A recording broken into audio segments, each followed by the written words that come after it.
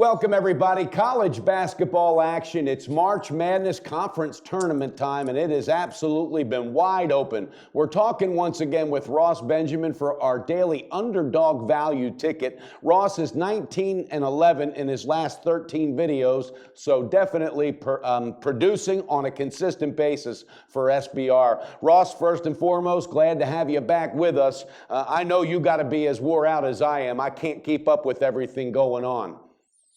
I'm absolutely worn down. I think I've slept about 11 hours the last 2 nights, and I think that's being generous. Wow. Well, I certainly am right there and paddling the same boat with you. All right, let's get right into it. We've got Buffalo getting 4 points against Akron.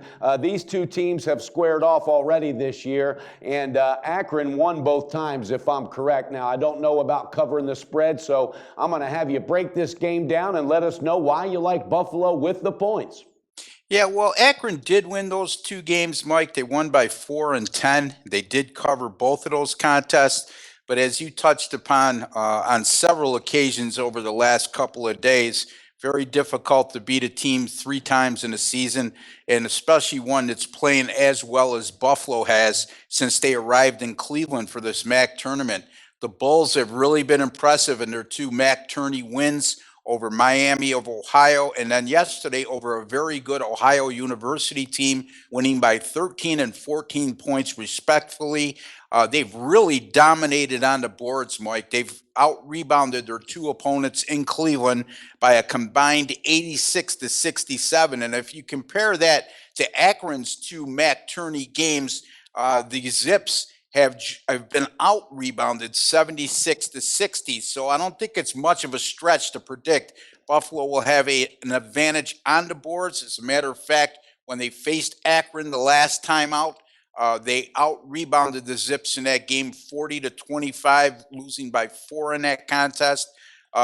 Buffalo, once again, they look like the better team in the MAC tourney right now. As far as how they've shown thus far, Akron barely getting by Eastern Michigan in their opening tourney game by just 2 points.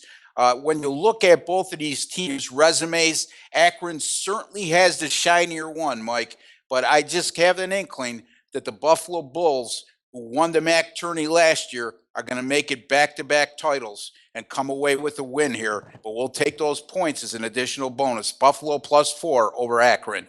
Well, yes, Ross, and that's a great breakdown. And one thing, Buffalo really they hold the edge in damn near every category against this Akron Zip team. So the 2 contests they've already had, they were in those games. So I think the factor of trying to beat a team 3 times in 1 year, plus you throw on top the momentum that Buffalo has going into this contest, I like that. I like it with the 4. Okay, viewers, Buffalo getting 4 against Akron. Now, this second game, Ross, this is interesting. Seton Hall is just really firing on all cylinders right now. They're turning some heads. They're playing good ball, and this is what they expected early on in the season. They're up against a Nova team that I think is a little maybe overvalued, has not been covering a whole lot of spreads. Give us your breakdown, and Seton Hall's getting 7 points in this contest. Well, very interesting observations there, Mike, and I agree with everything you just said. Villanova has been a tad bit overvalued of late. If you look at their last 8 Big East Conference games, they're 2-6 against the spread.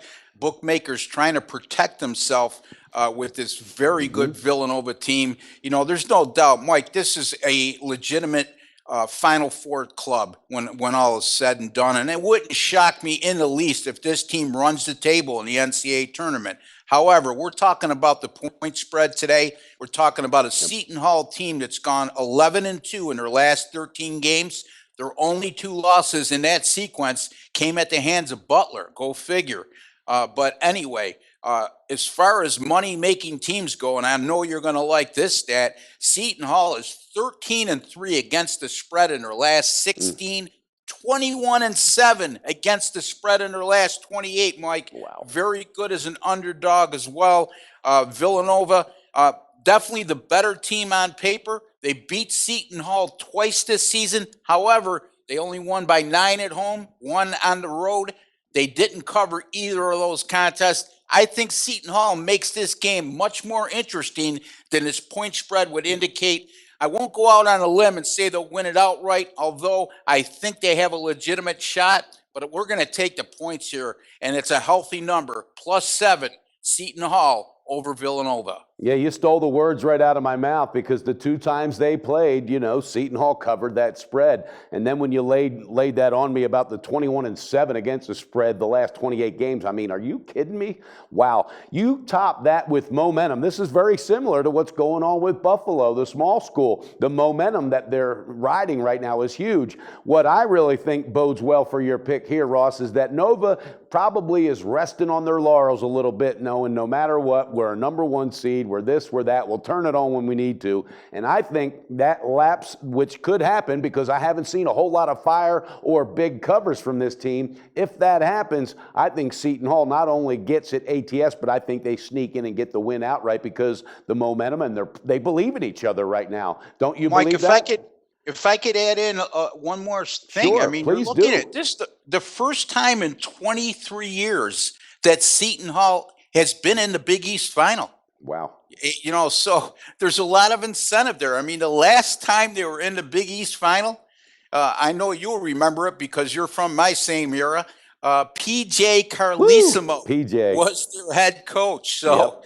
that goes to show you. I mean, I was a little surprised when I heard that last night, but you got to think that comes into play a little bit. Villanova has been there, done that several times over the last decade, Mike, while this Seton Hall team looking to make a little bit of history for their basketball program. Yeah, I love that nostalgia, Ross. Don't ever hesitate with that. Trust me, because you and I, not only from the same era, from the same area as well, and know our sports. I think we were born and raised in this. But yeah, PJ Carlesimo, that's what made Seton Hall what it is today.